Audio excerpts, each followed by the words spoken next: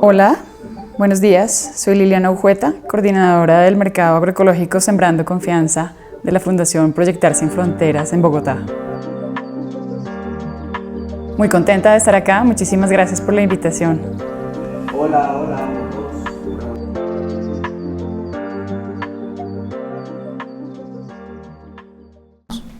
Entonces, hola Liliana.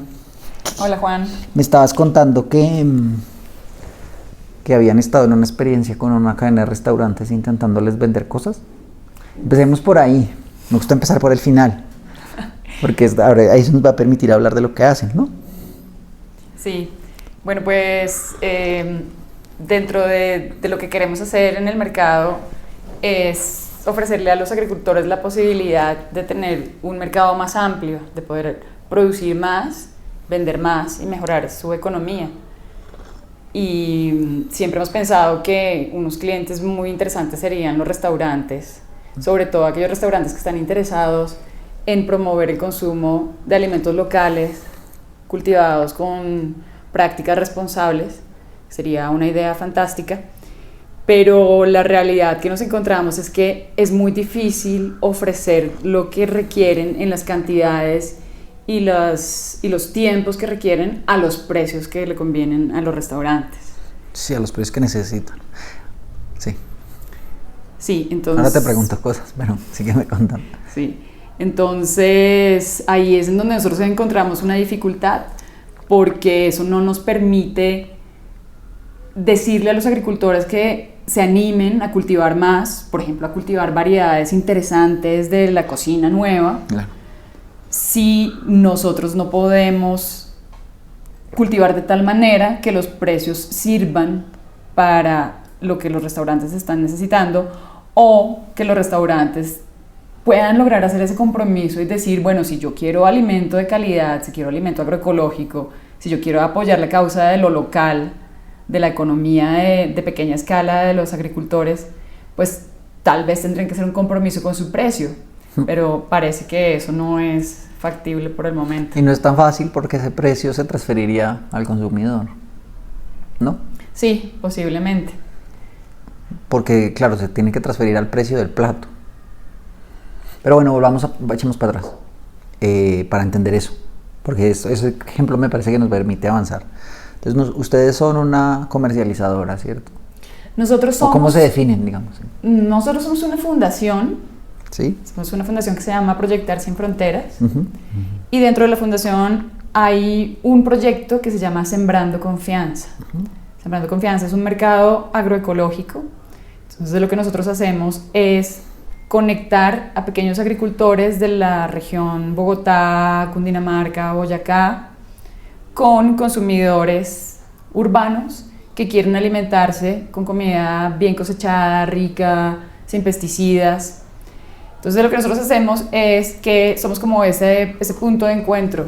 Nosotros nos encargamos de buscar productores que tengan buenas prácticas y que tal vez ya hayan trabajado con nosotros en proyectos, que ahora te cuento de qué se trata, y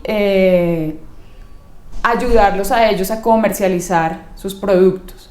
Pero y ustedes son un intermediario, ¿cierto?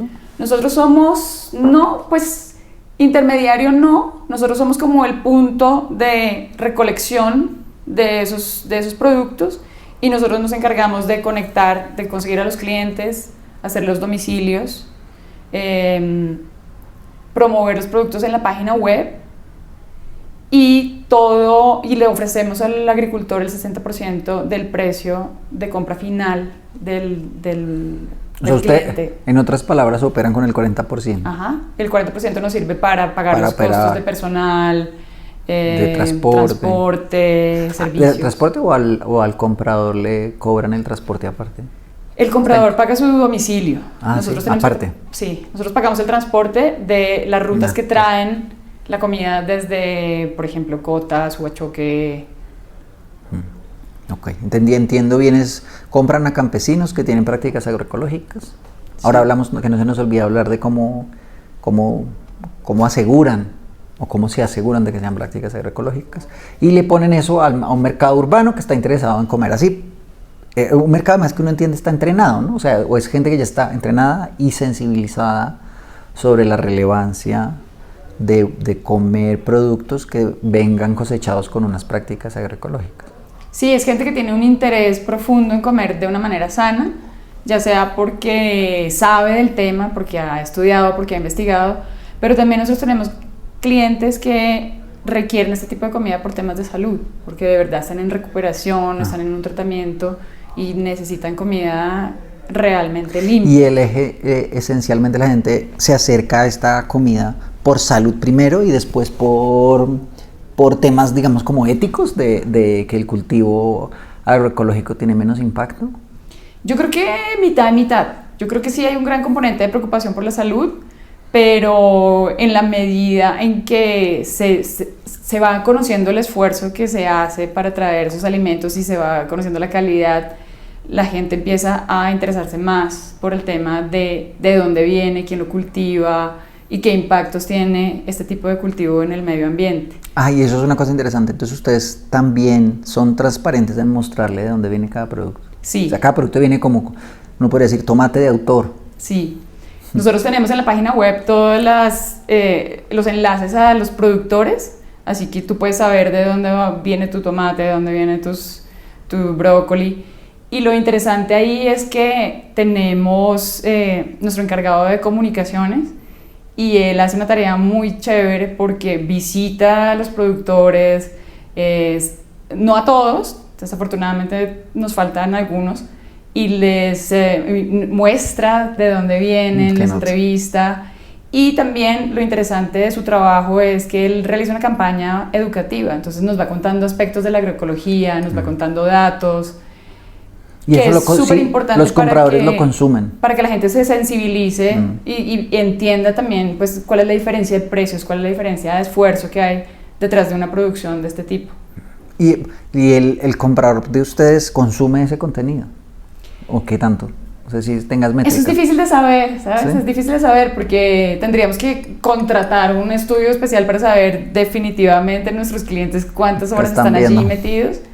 Pero digamos que los datos que nos da Instagram pues nos ofrecen cierta idea de que tenemos mucha gente que está interesada. Mira, nos pasa una cosa muy rara.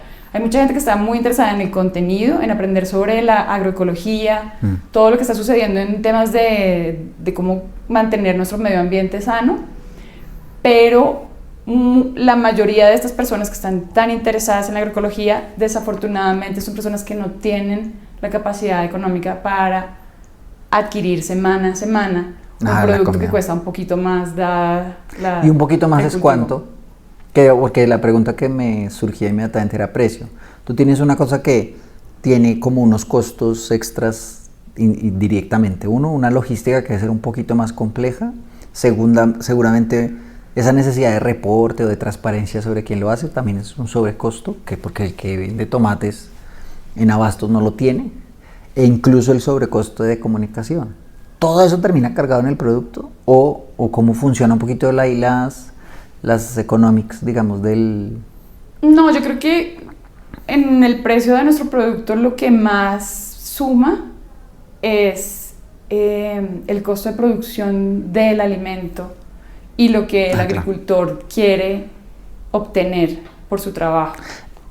Más que nuestro funcionamiento, porque nosotros, afortunado o desafortunadamente, no lo sé, somos una fundación y nosotros tenemos apoyo externo que nos permite mantener nuestra operación. Claro, eso que te mencionabas es lo que está más subsidiado por la fundación. Y ahora, entonces, el diferencial de precio entonces está ese en que es más caro producir agroecológicamente hoy. Sí. Sí, ¿no? Sí.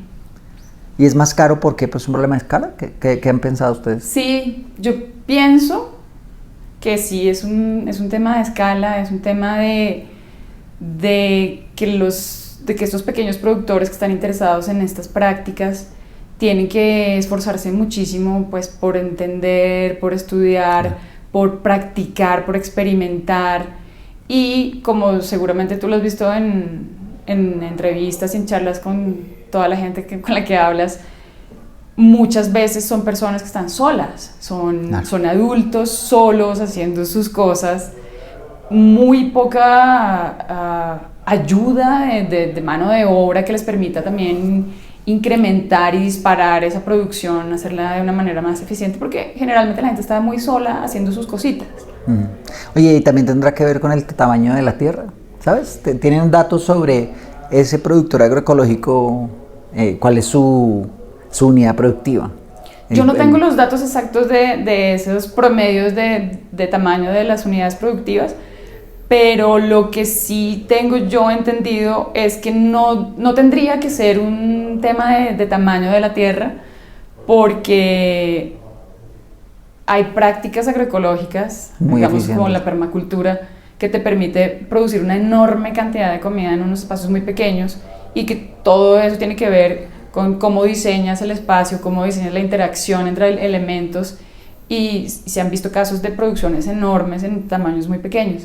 Entonces es un tema de qué tanto de este conocimiento se puede aplicar en las pequeñas parcelas, qué tanto esfuerzo pueden las personas aplicar a diseñar estos sistemas, a sacarlos adelante, en medio pues de una situación que es compleja en la zona rural, ¿no? Y que... Eso me parece súper interesante, porque seguramente nos va a permitir referirnos al trabajo que decías previo a la fundación, porque vamos, ya entendimos que una de las tareas que hacen es conectar esa oferta de productos agroecológicos con un mercado que también tiene unas características, poder adquisitivo y una necesidad de salud, y quizá un conocimiento sobre la relevancia para la salud de esa producción agroecológica. Pero hay otra parte de la tarea que tiene que ver con que la gente tenga el conocimiento para poder producir así, sí. ¿Cierto? No sé si incluso la maquinaria, el acceso ¿qué hacen ahí para llenar ese vacío? Porque me imagino que detrás de la fundación hay como un sueño de volver mainstream, como dicen, eso, sí. de volver que sea el centro de la producción sea agroecológica. ¿Cómo es la tarea de la fundación que es otra, estamos yendo siempre más para atrás, ¿no? Sí.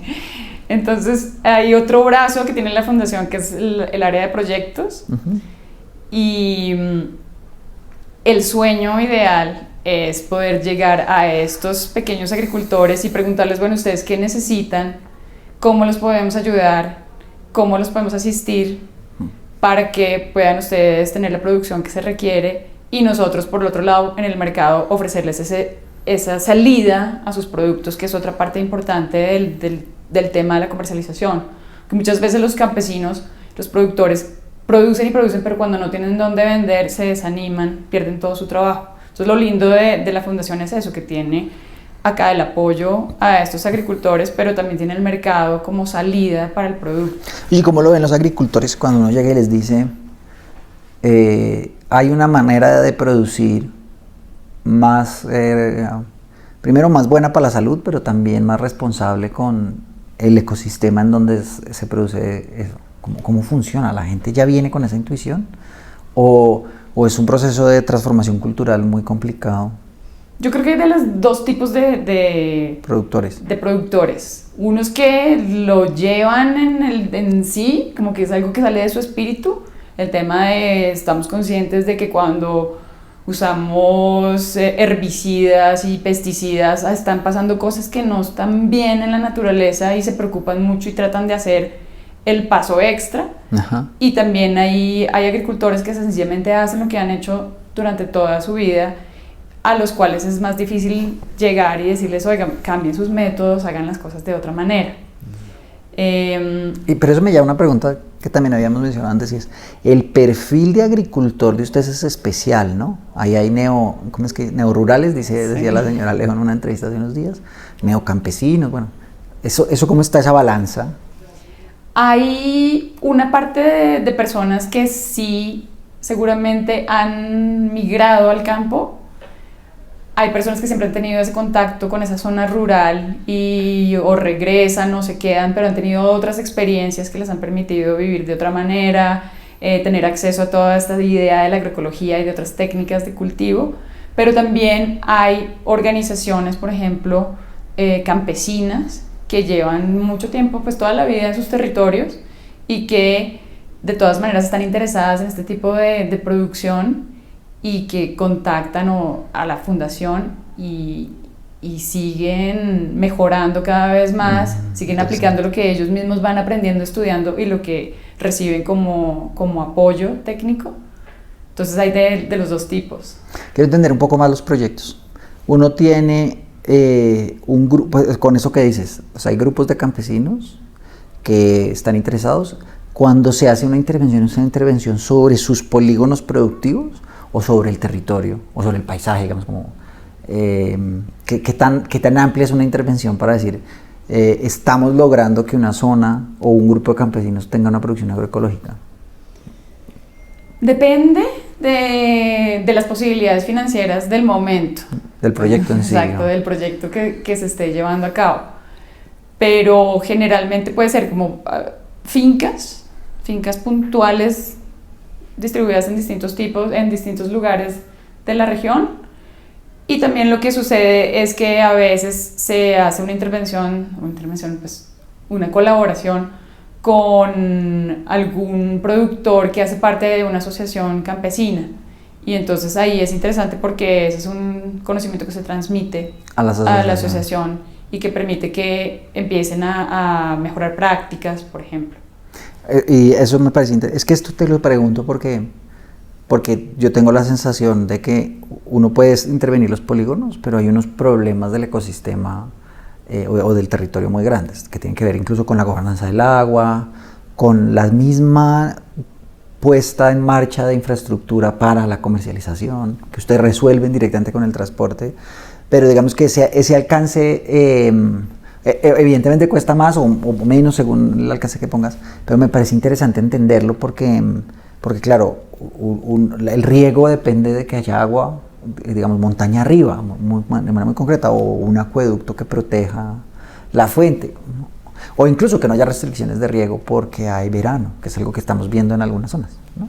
¿Qué piensas de eso? Digamos, ¿cómo te conectas tú como con esa reflexión más grande? Quizá tú después otra vez volvemos a la comercialización. Sí. Y pues te llevo atrás porque al final lo que te llegue a ti, a tu centro de acopio, para podérselo mandar pues tiene que ver con todo eso, ¿no? Sí.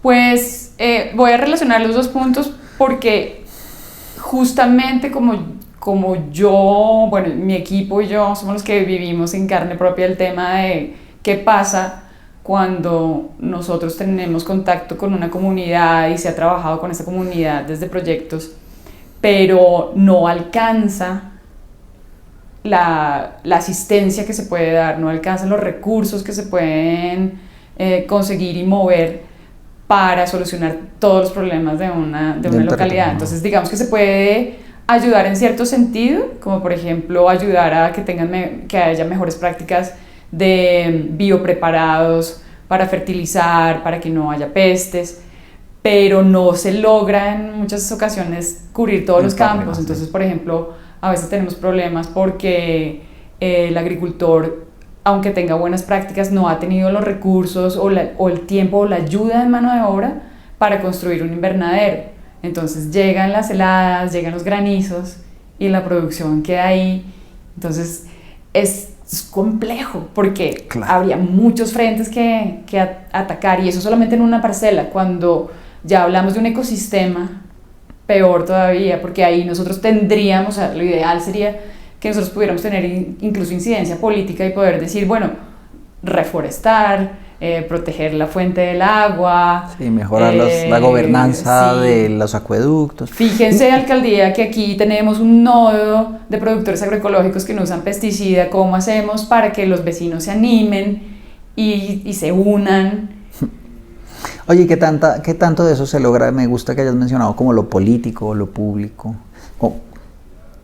Obviamente entendiendo que la intervención puede ser lo que logra hacer, y principalmente por lo que dices estará enfocada en unos polígonos productivos a los que se les ayuda en su proceso de productividad ahí, ¿no? De ahí para arriba, pues más o menos entendiendo si hay suficiente agua o no, digamos, habrá una mínima comprensión sobre el territorio o el ecosistema. Pero ¿cómo trabajan con lo público o con otros actores que están relacionados con esa problemática?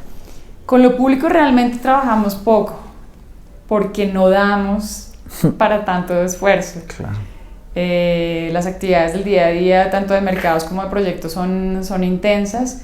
Así que ya meterse en lo público, en ser influyentes en creación de políticas públicas, no nos ha dado. Y otros aliados, por ejemplo, gente que está trabajando en agua o en restauración, en las zonas, no sé si eso esté pasando, porque... No estoy muy enterada de eso, creería yo que no hay tantos aliados en ese sentido, en temas de restauración de agua, creo que no tenemos aliados en ese sentido. Pero lo que sí te puedo señalar es que, por ejemplo, nosotros hacemos parte de una red que se llama la Red de Mercados Agroecológicos de la región Bogotá, que son otros 4 mercados que existen en Bogotá, que también basan su tarea en la promoción de la agroecología. Y sé que entre todos, cuando nos reunimos a hablar, siempre estamos pensando, bueno, ¿qué hacemos? Para escalar. Para escalar, ¿qué hacemos para mantener esta idea? ¿Qué hacemos para sobrevivir en un entorno en el que la competitividad de los precios es tan intensa? Entonces, ahí digamos, somos unos aliados, pero también tenemos una capacidad muy restringida debido a tiempo, recursos, tamaño. ¿Cuál es, por ejemplo, tienes información de cuál es el productor con más escala?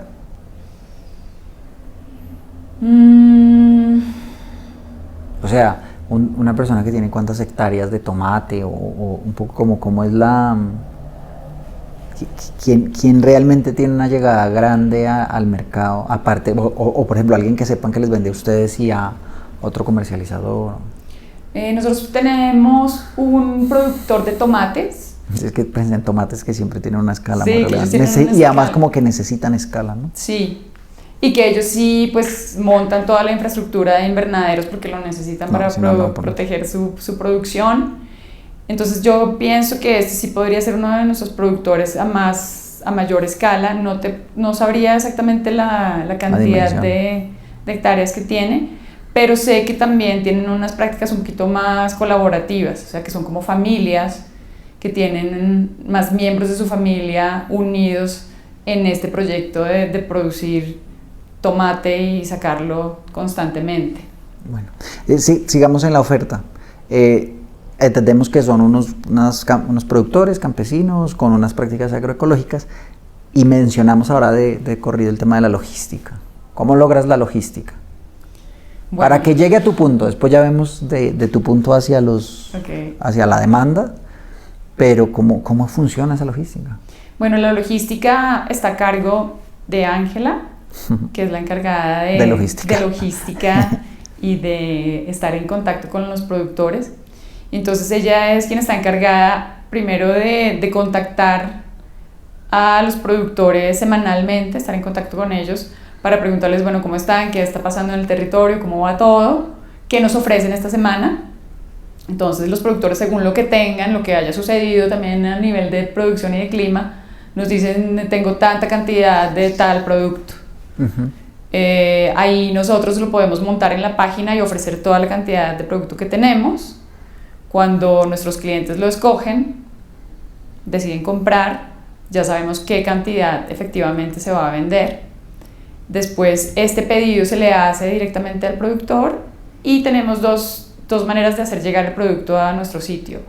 Es a través de una ruta que cubre toda la región, que va como a 10 puntos, recogiendo el producto de finca en finca y lo trae a nuestra sede.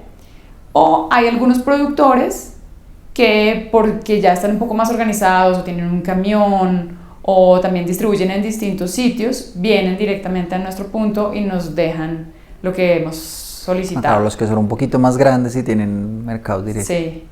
O incluso son chiquiticos, o también puede ser que sean chiquiticos, pero por lo mismo que son chiquititos se mueven muy rápido y van llevando en un carro pequeño les caben las cosas. Sí, porque nosotros además de distribuir productos frescos, también estamos distribuyendo procesados. Entonces tenemos, por ejemplo, haz de cuenta, calados, barras de cereales, chocolate, miel. Entonces esos son productos que son muy fácil de mover. Ambos porque el volumen que tienen tampoco los obliga a ponerlos más grandes que en una camioneta o un carro pequeño. Sí. Y esa logística, entonces, eso es semanal, ¿no? Por lo que te entendí la vez pasada allá en el sitio. Ay, se me cambia la cosa. Que es semanal, que hacen tanto la capacidad productiva del agricultor como el pedido de los compradores. Sí. Cada semana, eso me parece interesante. ¿Se ha vuelto eso una brecha para que el comprador, ahora me fui otra vez a la demanda, ahora a la demanda, pero compre? Sí. Porque tiene una tarea extra la de ir al supermercado a comprar lo que se necesita. Sí. Tiene que estar pendiente de esta semana qué va a comer, ¿no? Es un modelo complicado, es un modelo que funciona hasta cierto punto y que funcionó muy bien, digamos, durante la pandemia, fue espectacular. La gente estaba porque la gente estaba con tiempo, la gente cocinaba, la gente lavaba su verdura, la gente la metía en su nevera y estaba en la casa y sabía lo que había para comer. Ahora que ya todos estamos de nuevo afuera, que la vida se volvió rápida de nuevo, todo cambia. Entonces, poder distribuir una vez a la semana sí ha sido un limitante, porque además no es el día de la semana que le guste al consumidor, sino el día que nos toca a nosotros. Por la logística de recogida. Y a veces no es compatible. Entonces, en ese sentido, lo que tú dices, hay gente que dice, bueno, yo no puedo esperar al viernes a que me llegue mi mercado, yo necesito unas cosas para la cena de esta noche, voy a ir al supermercado y lo voy a comprar. Pero eso me hace entender también mejor tus economics, pues, o tus fundamentales económicos, y es, con ese modelo, si bien se enreda un poquito al comprador, estás ahorrando porque hay cero pérdida. Cero pérdida, sí. O muy poca. Pues muy poquita, muy poquita. O sea, lo que le compras al vendedor o al productor está vendido, pues. Sí. Pero también es un modelo muy difícil para el productor. ¿También para el productor? Exige mucho sacrificio del productor. Ah, porque sí, ya me acuerdo de eso. Al productor que tiene 10 kilos, de pronto solo le compras 8. Sí. ¿Qué pasa con los 2? No sabes. Él tiene que buscar otros lugares para comercializarlo y eso... ¿Y has medido qué buscan? ¿Cómo sale esa digamos, diferencia? Generalmente local. Ahí en el mercado sí. del pueblo. Sí, y también porque muchos de algunos de estos, algunos de esos productores comercializan también con otros mercados similares a los nuestros, entonces pero más locales, quizá en Tenjo pues mismo o también en Bogotá. También en Bogotá. Entonces, lo ideal sería poder garantizarles la venta de todo el producto, pero eso requiere una mayor cantidad de clientes. Y ahí es en donde siempre hay como la pugna, cómo llegarle a más personas si tenemos un modelo que solo nos ofrece vender una vez a la semana. Pero este es un modelo que estamos replanteando, dado esto. Estamos buscando una nueva solución para que haya más flexibilidad, para que haya mayor posibilidad de ofrecerle al cliente el mercado al día que lo requiere, pero pues eso requiere muchos cambios, cambia toda la estructura. Intensos, sí. Incluso puede terminar cambiando precios, ¿no? E incluso tienes que es posible que te generes más mermas dentro de tu cosa, o sea, más pérdida tuya, sí. Pero eso te va a costar, seguramente vas a tener que transferir eso en precio. Entonces hablemos de eso. Esos retos de escala tienen que ver con la logística del proceso productivo, pero también la logística de venta, ¿cierto? Sí. ¿Cuáles son los retos de crecer compradores? Aparte de uno que ya está clarísimo, que solo vendes un día y hay una carga para el comprador de hacer su lista de compra, digamos, con tiempo. ¿Qué otros retos de escalabilidad tiene un modelo como esto? Pues los retos que nosotros hemos identificado son, primero, llegarle al cliente que es, y ahí nosotros estamos en un punto que nos divide, que siempre nos causa muchas preguntas y una reflexión constante, y es, nos gustaría no tener que buscar a los clientes que tienen la capacidad económica para comprar un producto del precio que nosotros en este momento estamos en capacidad de ofrecer. Entonces, tendríamos que buscar este grupo de personas que pueden adquirir estos mercados semanalmente, quincenalmente. Por un lado, eso requiere pues un estudio intenso, muy específico de mercadeo, pero lo que nosotros siempre estamos pensando es, pero qué bueno sería que no solo se limitara a este grupo socioeconómico, sino que pudiéramos ofrecerle a una enorme cantidad de gente que se beneficiaría enormemente su salud de poder consumir comida de este tipo. Hay dos, yo lo entiendo como dos retos de escala. El primero es la misma capacidad que tengas de identificar clientes de tu target, pero al mismo tiempo cómo logras reducir precio para llegarle a un target más grande, para ampliar tu base de clientes potenciales. Que sería... Que tiene que ver con la logística hacia atrás, bueno, con las capacidades productivas que instales en los productores, que instales, desarrolles o desarrolle el propio productor, las capacidades logísticas de adquirir más volumen, porque en teoría el volumen te tendría que permitir reducir precio. Sí. Pero soy al menos dos retos muy claros de escalabilidad, otros más. Otro reto de escalabilidad es que también nos hemos dado cuenta de que la gente ha cambiado sus hábitos desde la pandemia y claro, dada la vida actual, la gente vive corriendo, vive a toda. Entonces hay muy poco tiempo y energía al final del día para decir, bueno, voy a hacer aquí un estofado de verduras y vamos a comer delicioso. La gente llega cansada, quiere comer, descansar. Sí, ese es un reto de transformación, ¿no? Sí, o sea, entonces, pícale cosas, ármales recetas, ¿no? Exacto, entonces nosotros decimos que, claro, queremos vender montones de repollos y zucchinis y calabazas y todo, pero ¿tiene la gente el tiempo y las ganas y la energía de cocinar todo esto?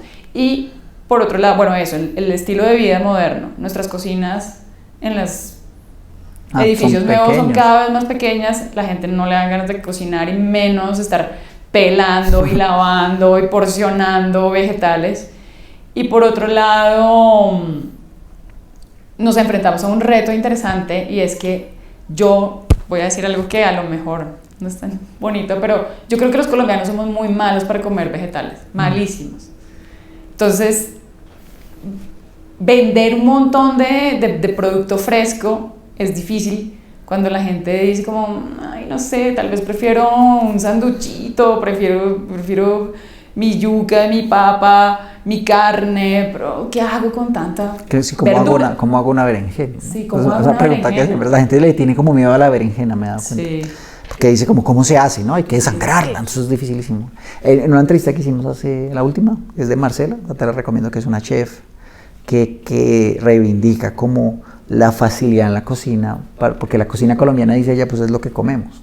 La cocina colombiana, pues sí, el ajiaco, porque quizá es el sándwich básico por la noche, esa es la que es la cocina colombiana, porque es la de tu casa, pero eso se puede ampliar, justamente porque tenemos una capacidad de oferta diversa que tendría que, pues, que digamos que permitiría o permite conceptualmente que tengas una mesa más rica, ¿no? Un plato más rico en el sentido de cantidad, además de más sabroso. Pero entonces yo veo, ese es un reto importante, de la capacidad que tú tengas para transformar lo que vendes, y normalmente si tienes ese reto tendrás que tener, que era una pregunta que ya te iba a hacer, que era, ¿cómo son los retos de conservación? En el modelo que tienes no tienes esos retos, como no tienes pérdidas, pues es tan fresco que en una semana eso se sostiene, pero si quisieras alargarlo, sí vas a tener retos de frío, de cadena de frío, y de capacidad de transformación. Exactamente. Entonces ahí hay un reto de escalabilidad que es ese, como inversión para poder tener todo un sistema de conservación fresco de los productos. Sí, que mantenga frescura al menos 2 o 3 semanas más. No estamos hablando del tomate que viaja transatlánticamente y necesita 4 meses, pero digamos está inventado una cierta capacidad de conservación, pues, que es frío. Sí. Y bueno, y vacío, o sea, hay cosas que se pueden pensar, pero... Sí. Yo he pensado muchas veces que lo ideal sería que esa transformación se diera directamente en lo local.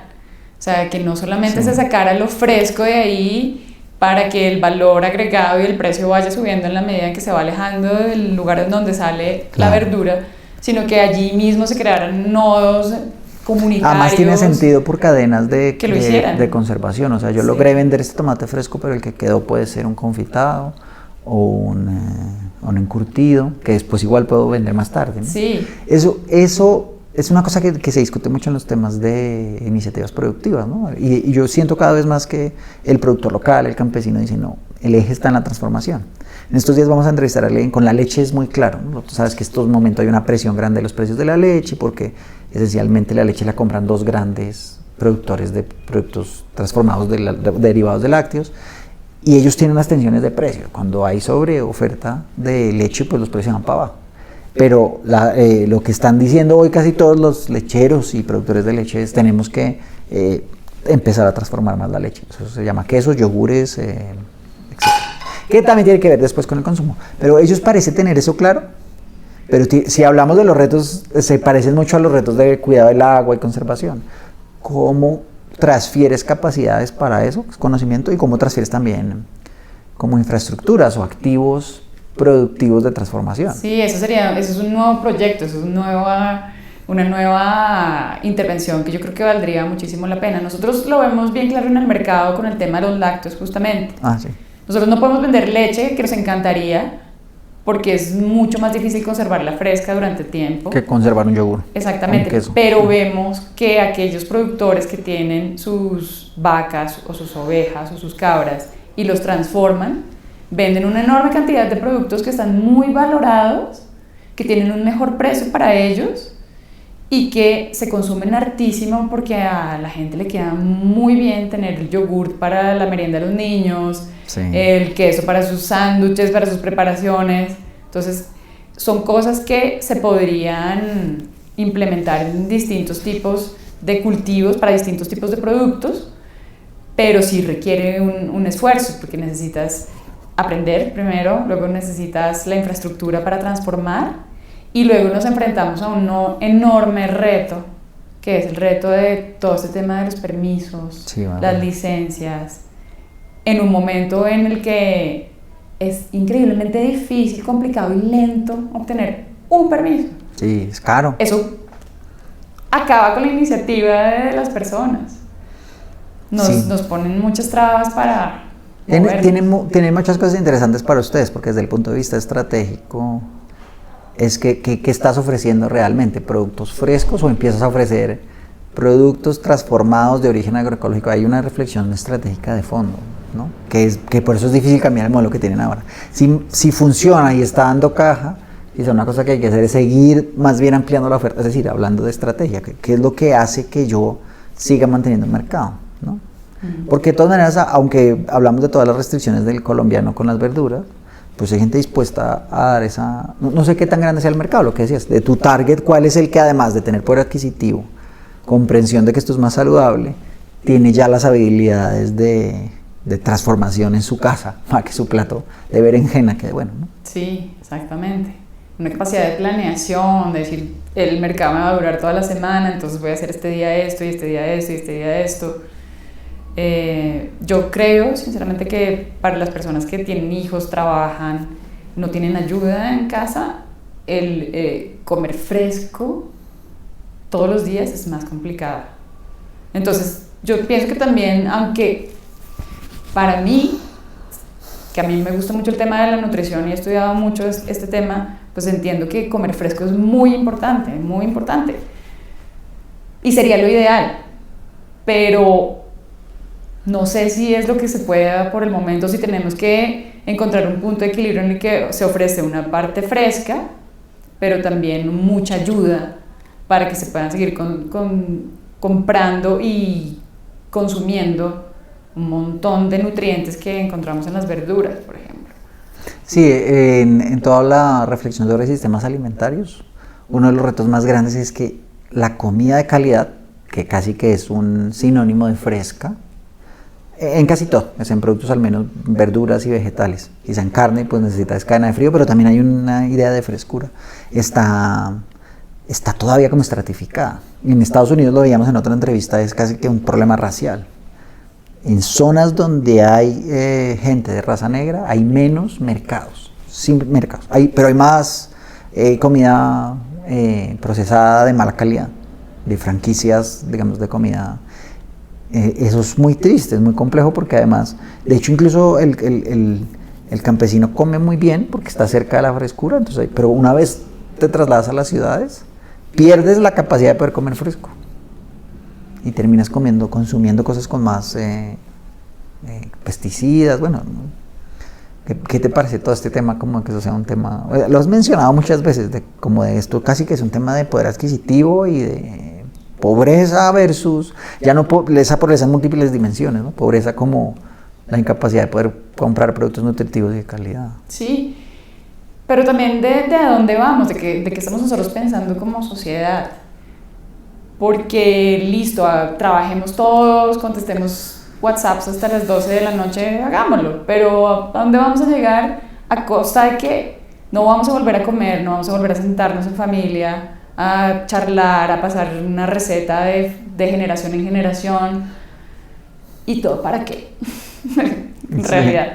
Para comer más mal, para llegar tarde a comer más mal. Eso por un lado, y por otro lado, porque yo pienso que ya desde la base estamos haciendo algo muy malo, que es que desde el momento en el que los niños empiezan a tener su relación con la comida, tienen una relación distorsionada con la comida. Porque para un niño, ¿qué es lo que es chévere? ¿Qué es lo que es rico? Poder ir y comprar el paquetico, el juguito. ¿Qué es horrendo? Que en la lonchera le manden el jugo que se riega, la comida casera. Porque el banano que se golpea un poco. Exactamente. Y lo que nosotros estamos empujándole, tanto a los niños en el colegio como a los jóvenes en la universidad, es ultraprocesado, azúcar, gaseosa. Y entonces, si ya tienes a un ser humano que desde chiquito tiene este tipo de relación con la comida, ¿cómo le puedes pedir que cuando sea grande ya no tiene tiempo?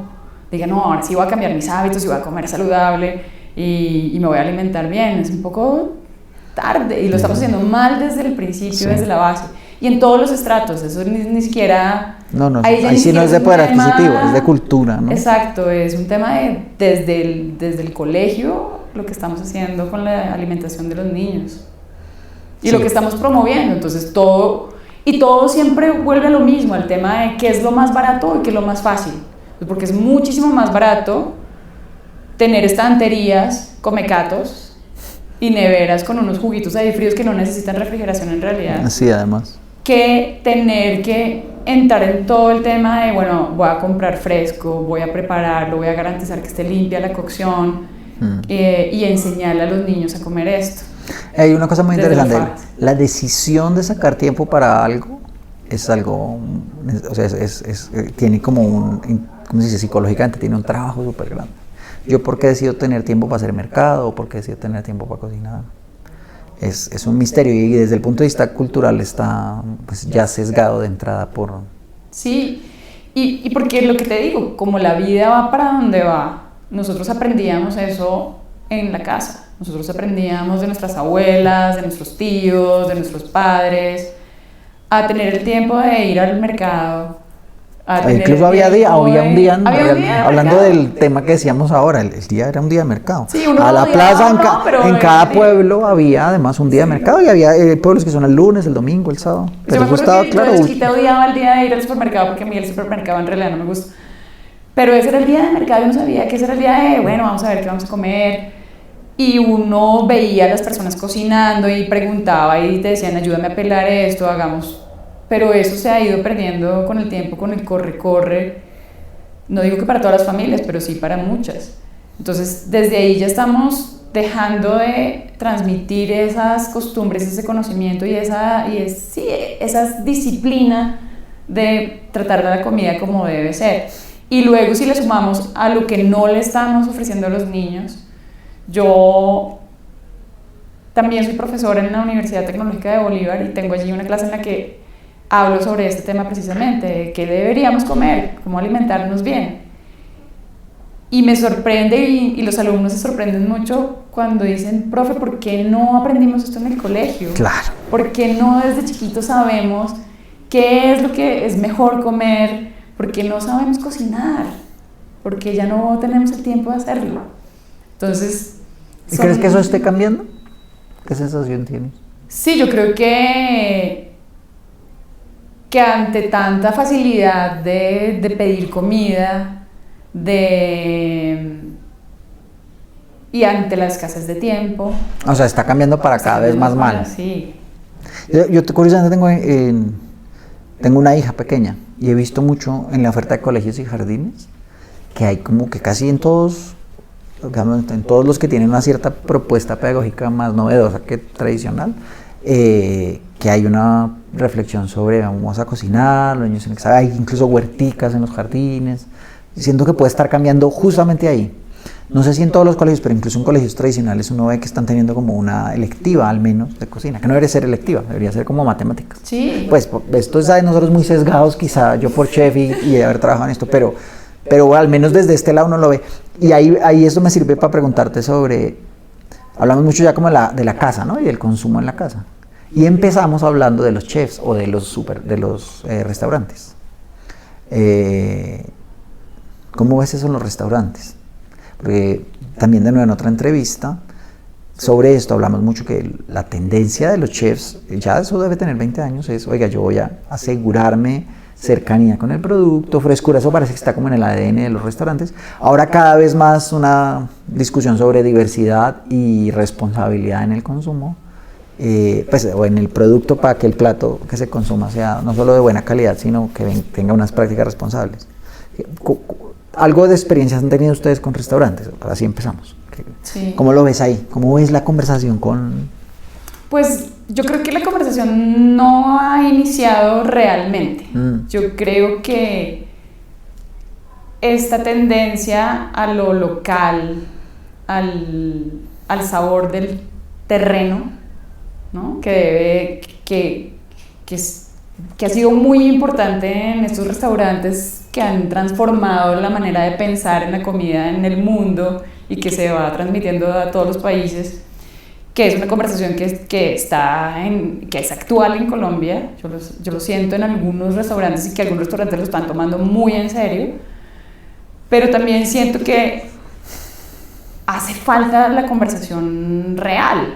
Sí. Que hace falta que se sienten todos los actores a decir, bueno, si nosotros de verdad queremos ofrecer local, de verdad queremos ofrecer estacional, de verdad queremos ofrecer recetas tradicionales que a lo mejor han sido modificadas y dinamizadas, pero no hablamos con el productor y llegamos a un acuerdo y miramos cómo hacemos para ayudarnos entre todos, claro, a que los precios funcionen, para que el consumidor finalmente sí pueda acceder a un plato de este tipo.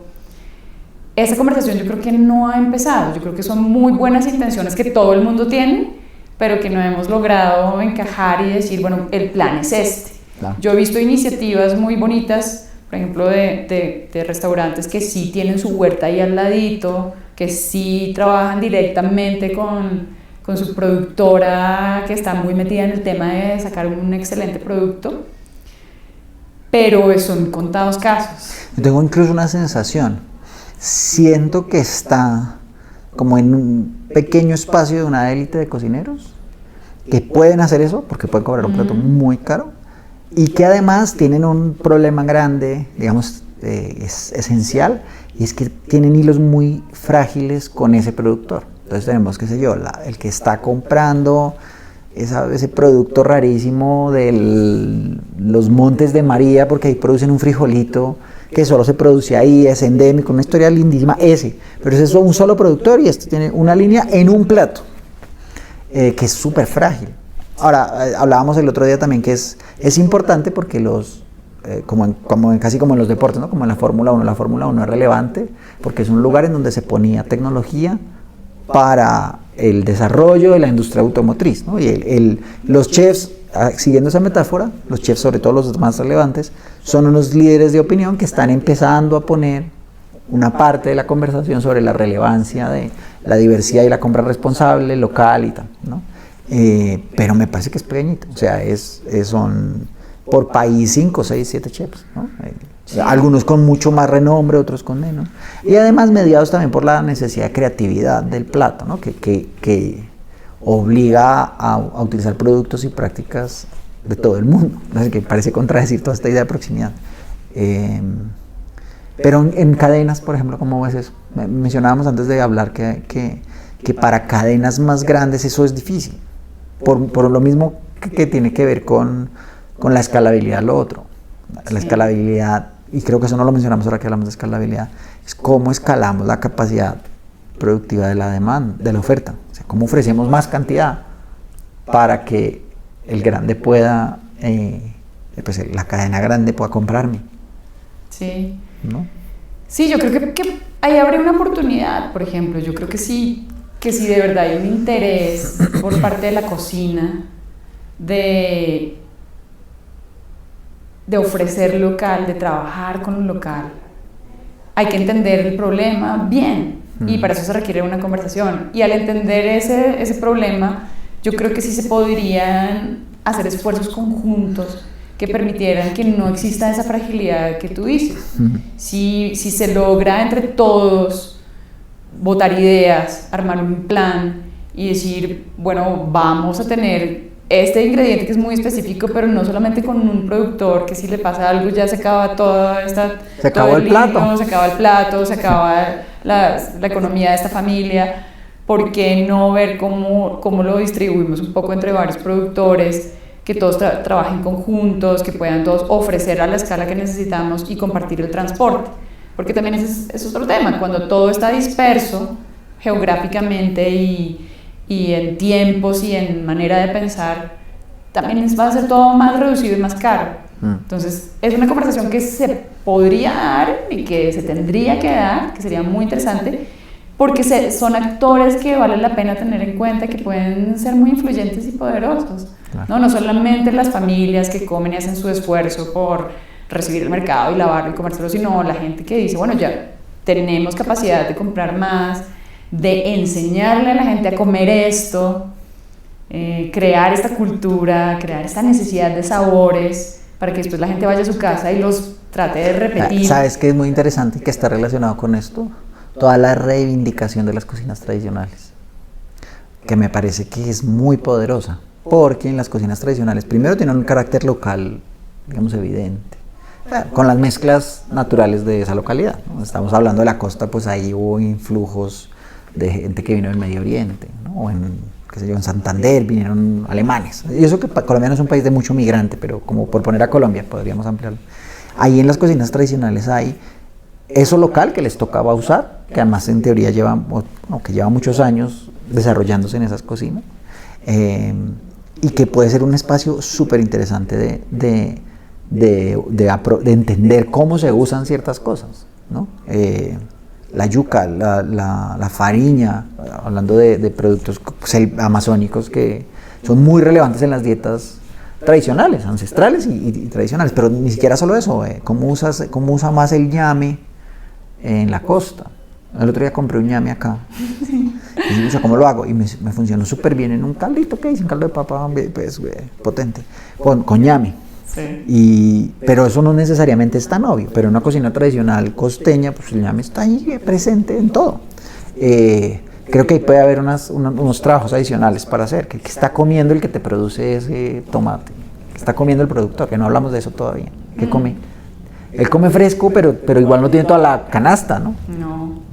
No, y es duro, porque uno tiene una idea bien idílica de los agricultores, sobre todo los pequeños agricultores. Uno dice, no, pues debe tener sus gallinas, su vaquita, debe tener toda una variedad, pero es que a veces no, a veces vemos que depende también la zona. Hay gente que solo tiene pastos, entonces tiene leche, pero no tiene verduras, y el clima es tan bravo que pues no da para cultivar muchas cosas. Entonces, siento que hay agricultores que tienen como su consumo personal relativamente garantizado, pero que sí dependen mucho de ir a comprar productos transformados a otros lugares, ¿no? O sea, siempre está la necesidad de arroz, de café, de aceite, que no se produce local de ninguna manera en este país. Y bueno, salvo que estés en la zona cafetera. Sí, exacto. De hecho yo con una entrevista que hice a unos comercializadora campesina de Sesquile, que está por acá, lo pueden ver, es el segundo, el de Doña Leo y Don Ubaldo. Yo les ponía eso en discusión. Venga, usted dice que compra campesinos, pero yo sé que va a la central de abastos de Tunja. Entonces ellos dieron dos respuestas ahí, que la central de abastos de Tunja es más campesina que la central de abastos de Bogotá. O sea, el que llega ahí tiene una producción campesina mejor, no necesariamente, no sé si eso significa agroecológico, en eso tiene sus brechas. Algunos serán agroecológicos por sus propias prácticas ancestrales que eran más agroecológicas que la agricultura de la mitad. Sí. Entre lo ancestral y la agricultura de ahora hubo como la ingeniería agrícola brutal, ¿no? Esa es mi comprensión así muy básica de eso. Pero ellos me decían, claro, nosotros tenemos que poner en un plato pues arroz, y en Cundinamarca no se produce arroz, pues, o no en una cantidad que es pues porque es de la canasta familiar. Pero también tenemos que poner piña o frutas que no son de ese nivel de altura, sí, sino que necesitan pues 1000 a 1800 metros. Pero otra cosa que a mí me llamó la atención, no de la experiencia actual, sino de experiencias anteriores con respecto a mi trabajo, que no lo desarrollé en esta región, sino justamente en el Caribe, es haber visto campesinos que tienen mucha tierra y nada para comer. Ah, sí. Y nada para comer. Esa multidimensionalidad. Desnutrición casi. Desnutrición. Porque solo había pasto y calor. Sobreproducción de ñame, de yuca, de plátano, pero es poca proteína, poco lácteo, poca verdura. La verdura viene de Medellín, tienen que ir a cabecera municipal a comprarlo. Y siempre me preguntaba, ¿por qué? ¿Por qué con toda esa tierra no hay ya una troja en donde estén cultivando su pan comer? Y ahí entra pues todo el tema que tiene que ver con nuestra historia, nuestra política, la violencia, la guerra, todo lo que se perdió en el camino y que hizo que, como dice un amigo mío, el campesino tuviera que vender el pollo para comprar caldo Maggi.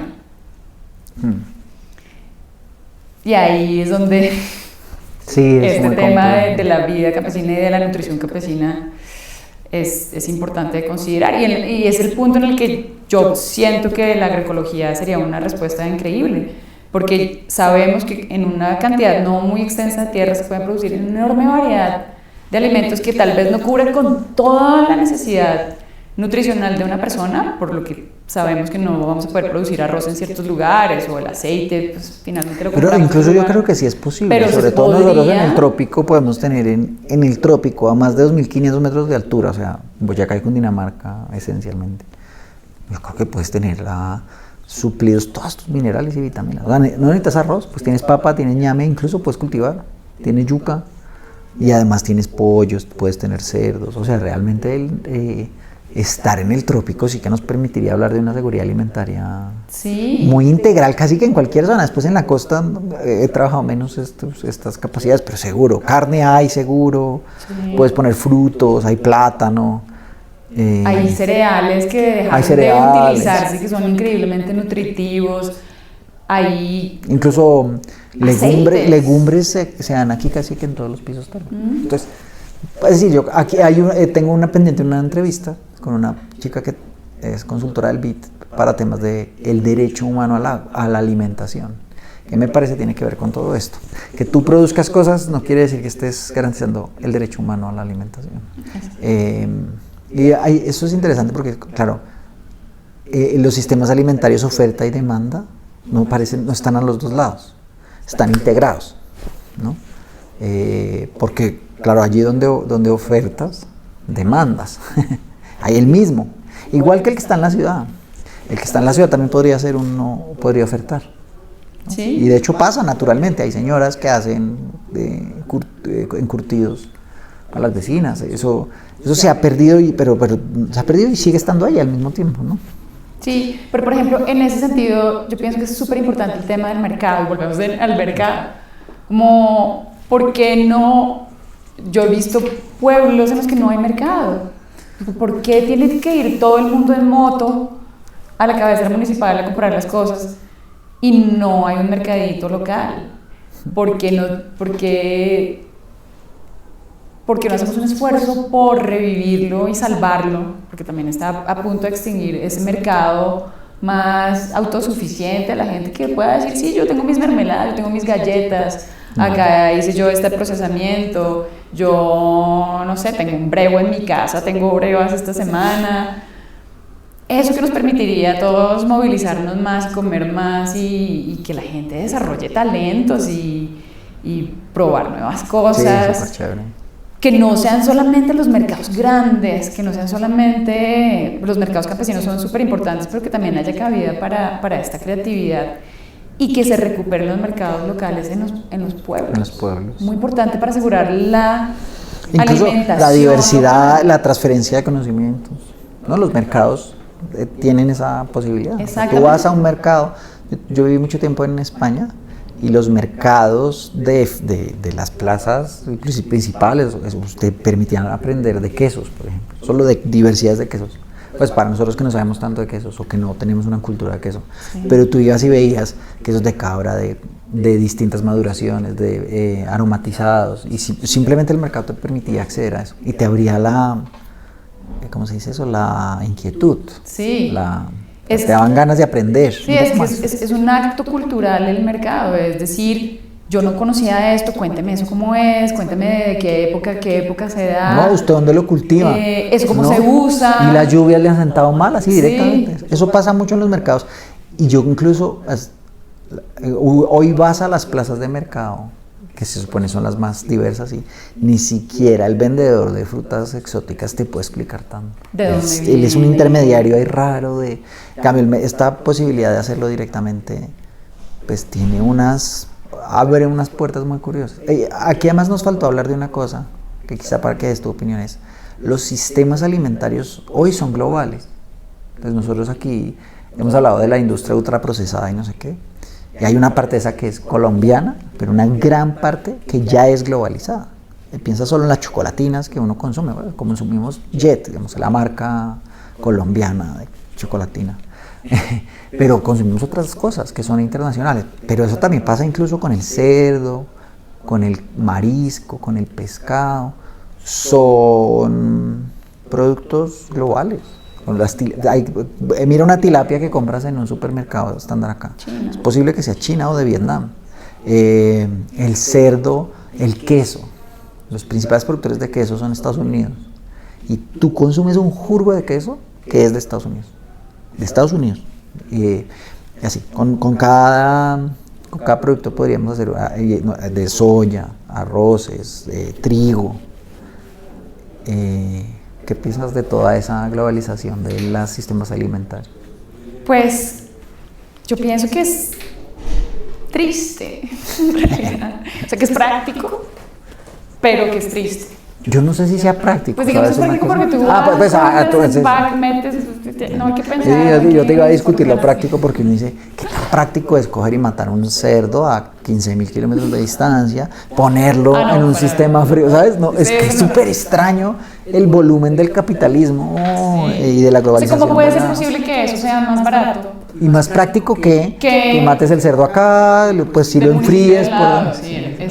Es muy raro, es realmente raro y yo creo que en ese sentido yo le tengo fe a que cada vez tengamos unas regulaciones y una visión más firme puesta en cuáles son los costos ocultos de esa practicidad y de esa economía que un día sí podamos decir un segundo, pero todo lo que quedó en el camino, todo lo que se contaminó en el camino, todas las comunidades que se destruyeron en el camino, ese cerdo no cuesta 5.000 la libra, ese cerdo cuesta 200.000 la libra, por todo lo que hubo detrás. Por todo el impacto. Entonces yo sí espero que nosotros, con la responsabilidad que vamos ganando día a día y que las generaciones nuevas lo tengan muy presente, empecemos ya a decir, bueno, listo, pero ¿cuáles son los costos ocultos de este producto tan atractivo y fácil?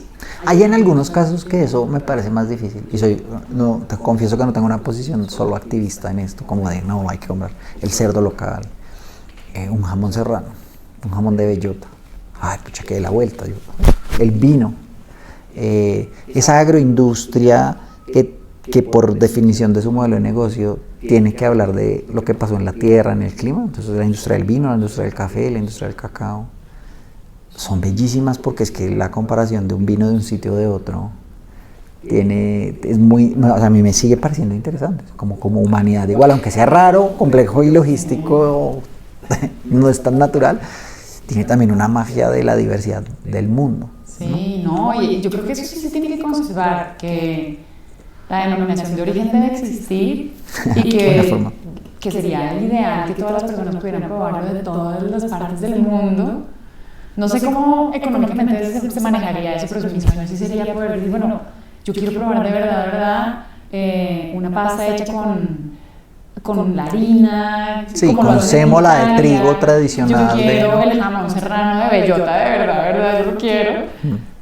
Pero yo lo que me temo es que incluso esas tradiciones tan increíbles y esos productos tan especiales empiecen a sufrir el peso de la globalización, de grandes comercializadoras o de grandes compañías que están diciendo, no, yo no voy a esperar a que el cerdo engorde y se come a todas las trufas del bosque y lo salemos y esté espectacular. Yo voy a hacer un jamoncito serrano más rápido, que además tenga salida más económica. Y vamos a ahogar, terminar ahogando lo artesanal, al artesanal, a las familias que llevan generaciones haciendo su jamón. Entonces, hay que ver también que eso no suceda, que tengamos toda la posibilidad de probar los sabores del mundo, pero que se mantenga el trabajo de las personas, que todos tengamos un espacio, ¿no?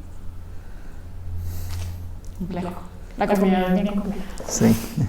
Oye, ¿quieres decir algo más? Llevamos 1:05. Muy chévere. Creo que hablamos de todo lo que yo tenía pensado, pero no sé si quieres agregar algo para cerrar. Pues, ¿qué me gustaría agregar a mí? Que es un esfuerzo mantener la tradición de la comida fresca, viva, de la cocina, de la cultura en torno al alimento. Es un esfuerzo enorme que tiene que hacer cada persona, pero que pienso que vale la pena tanto el trabajo, los esfuerzos, las dificultades, y que hay un espacio, afortunadamente, y yo creo que a través de medios como el podcast, de las personas que están hablando públicamente de esto, de ampliar el diálogo, de incluir a nuevos actores y de no dejar que estas ideas y estos proyectos de un mundo más limpio, más sostenible, una comida más sana, una salud al alcance de muchas más personas, siga vivo. Entonces yo creo que sí, que hay que seguir. Hay que seguir. Ver con qué nos encontramos, pero seguir. Incluso a mí me dices eso y ay, ¿cómo se dice en español? Overwhelm, me sobrepasa, me satura.